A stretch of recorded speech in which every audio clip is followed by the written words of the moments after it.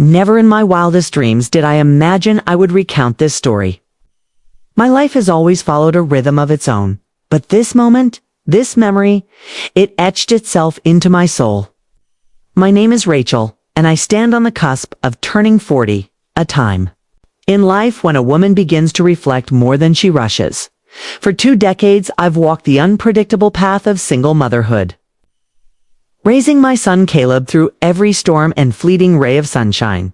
At 22, Caleb is no longer the little boy who clung to my side, but our bond, forged through years of struggles and quiet victories, has never wavered.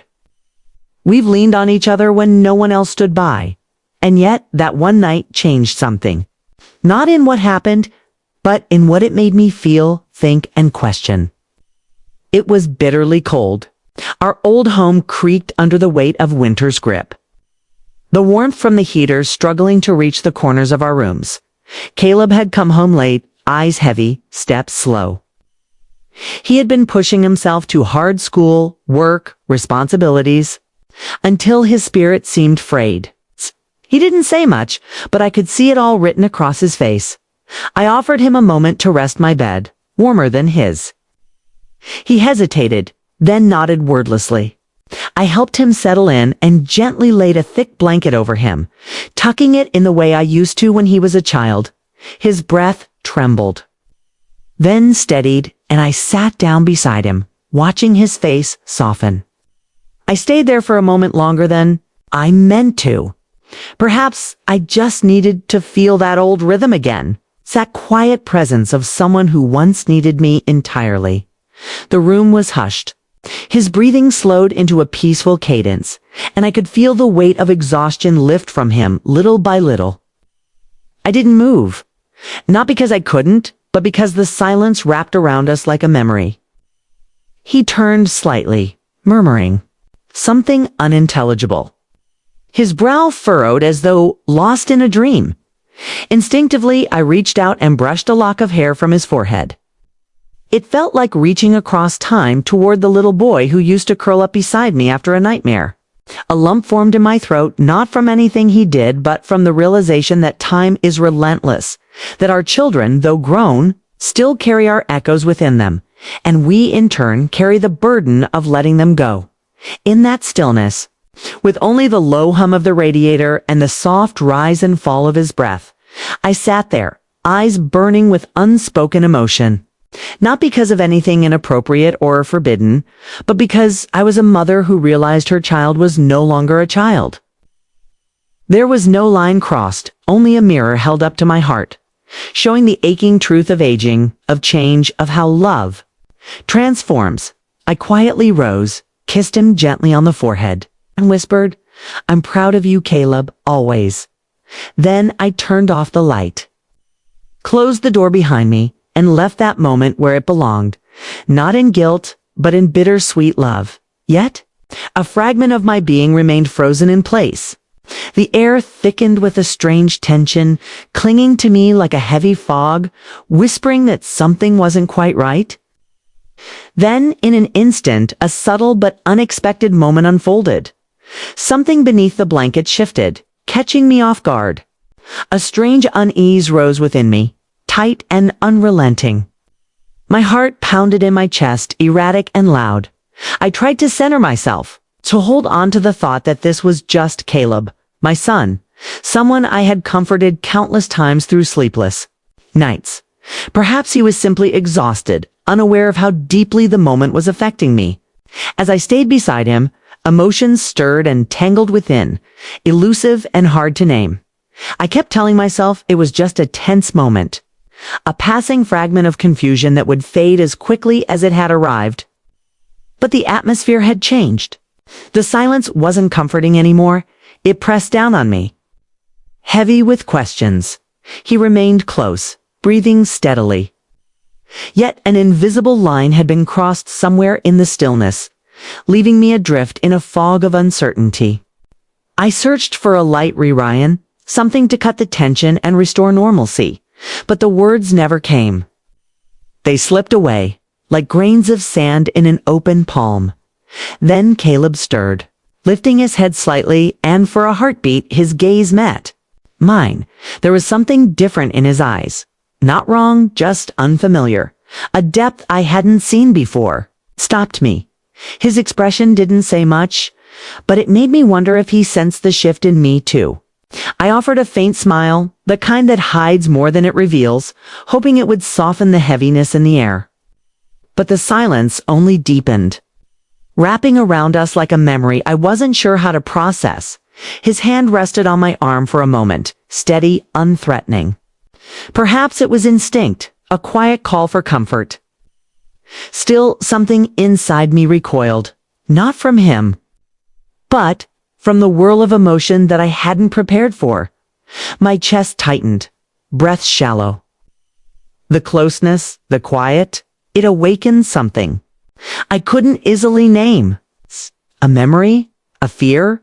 A longing for something I didn't understand, even though nothing was said aloud. I felt the storm build beneath the surface, unspoken, unsettled. I tried to focus on my breath, the rhythm, the familiar.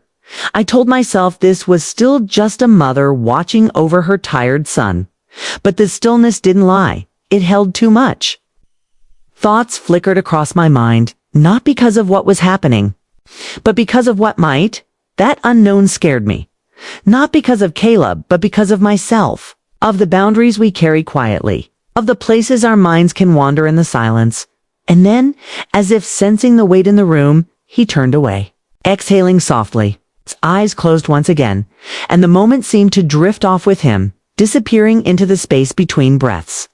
A powerful force held me in place. It wasn't something I could see or name, but it rooted me there, caught between an instinct to step away and the weight of a moment I didn't fully understand. Caleb's eyes held something unreadable, a quiet question, maybe even a plea, as if he needed to know that what he was feeling wasn't his alone. My heart pounded wildly in my chest, thoughts racing faster than I could contain. Still, I didn't move. I couldn't. It wasn't paralysis. It was the overwhelming gravity of a silence too loud to ignore.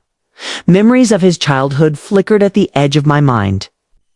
I remembered the weight of his small body curled up beside me after nightmares. The way he used to reach for my hand when the world became too much. But now, in this quiet, his presence felt different, older, unfamiliar in ways that made my chest tighten. The air between us felt dense, like a storm about to break, and yet neither of us said a word. He shifted slightly, and I felt the space between his change. I wanted to say something light to lift the tension with humor or motherly reassurance. But the words slipped away. I simply smiled faintly, not to dismiss the moment, but to soften it. To tell him, without saying anything, that I was still here, still his mother, still trying to understand. Caleb leaned gently against my shoulder, his head resting there for a breath or two. I sat still, my eyes fixed on the shadows across the room. A deep warmth radiated from him, the kind that was neither romantic nor threatening, just human, someone needing to be close. His hand lingered near mine, unmoving, as if frozen in his own thoughts. It wasn't touch that startled me. It was the sheer emotional weight of the moment, as though both of us were carrying more than we could say aloud. I closed my eyes for a second, not to escape, but to calm the tide rising within me. I told myself to stay grounded, to breathe. This wasn't about desire. It wasn't about confusion. It was about the strange, fragile space between comfort and distance, the uncertainty of how to be close when both of you have changed. Then I felt it, his hand brushing something from my face. A soft motion, almost absent-minded. My breath caught, not because of what he did, but because of what it stirred in me. A wave of emotion I hadn't expected. Tenderness, grief, the aching realization that time had shifted us. Without warning, I opened my eyes to find his gaze meeting mine. It wasn't laced with intent. It's just honesty, just the kind of vulnerability that leaves no place to hide.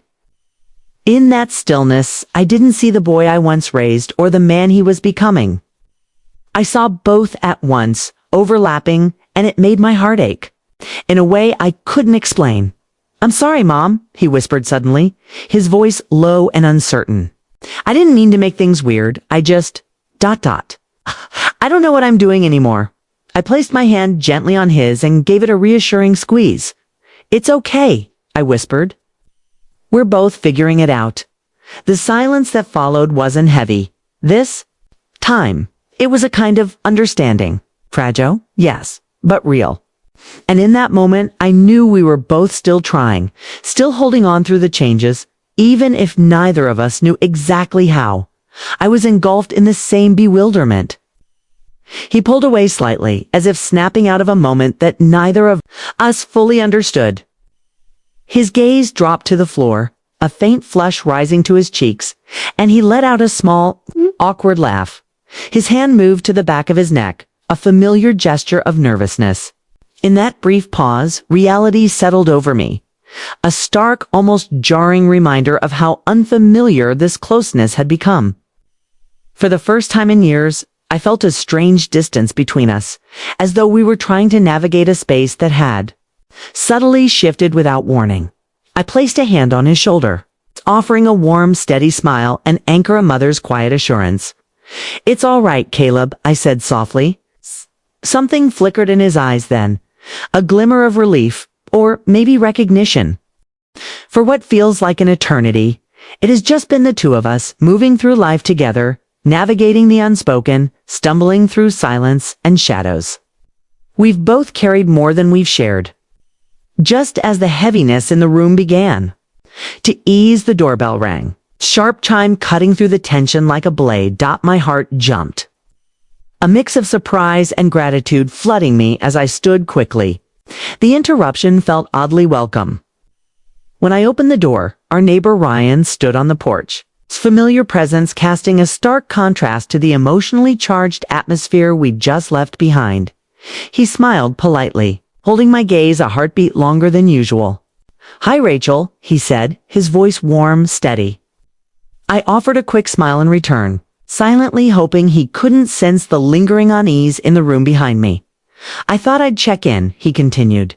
"Wasn't sure if the heating's still acting up." Timing was almost uncanny. The chill had crept into the house again, wrapping around everything like an invisible shroud. I nodded. "That would be much appreciated," I replied. Ryan stepped inside, his presence calm, his eyes scanning the room before walking toward the heater. In the corner of my eye, I caught Caleb watching us from the hallway, silent, unreadable. Ryan crouched near the unit, inspecting it with practiced focus. "How's everything been otherwise?" he asked casually, his voice even. As I answered, my attention drifted. Caleb was still watching, still quiet, his eyes fixed on us. Not with judgment, but with something harder to name. Not anger, not suspicion, maybe a question he couldn't ask. There was a brief flicker in his expression, something that passed so quickly I wasn't sure if I imagined it. An unsettled tightness in his jaw, a pause in his breath. I brushed it off, unsure what to make of it. Maybe it was nothing. Maybe it was everything? Ryan stood up and smiled. "All right, Rachel, this system should be good for now, but if anything comes up, don't hesitate to reach out." "Thanks, Ryan," I replied, walking him to the door.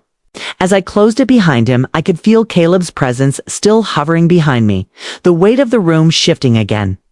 When I turned, he stood there with his arms crossed, his gaze unreadable. "Caleb, are you okay?" I asked gently. He shrugged. "Yeah, I'm fine." His voice was soft, but distant, as if he were speaking from somewhere just beyond my reach. I opened my mouth to say more, to ask, to explain, to bridge the space between us. But the words tangled before they could leave me, and then he turned and walked away, retreating to his room without another word. The quiet that followed felt heavier than before. I remained by the door, staring into the hallway, the echo of his footsteps fading behind a closed door. My thoughts raced. tangled in the chaos of the evening, haunted by the strange energy that still clung to the walls. Whatever had passed between us, whatever had been stirred, hadn't fully left. It lingered, silent and unresolved, and perched on the edge of the bed, I found myself whispering quiet reassurances, as if trying to convince not just Caleb, but myself. Uncertainty clung to me like fog, its whisper never truly gone. Knew I couldn't ignore it forever. Its weight loomed, demanding that I face it. Then came a knock. Soft, perfectly timed. It broke the stillness, catching me mid-thought. For a brief second, hope stirred. Maybe Caleb had returned. My heart stuttered at the idea. The door creaked open and there he was, Caleb. He stepped in slowly, cautiously. As if crossing an invisible line, he took a seat beside me, the air dense with silence and emotion. His gaze stayed low, and I noticed the subtle tremble in his fingers, the kind born not of fear, but of inner unrest. We sat there side by side, the quiet between us louder than words. Then came his voice, barely more than a whisper. His words broke like waves, soft and unsure. "I'm sorry if I made anything uncomfortable," he said. "Honestly, I'm just lost in all of this." I gently placed my hand over his, not to pull him in, but to remind him that I was still here. That I always had been. "It's okay, Caleb," I said. "I think we're both just ... disoriented.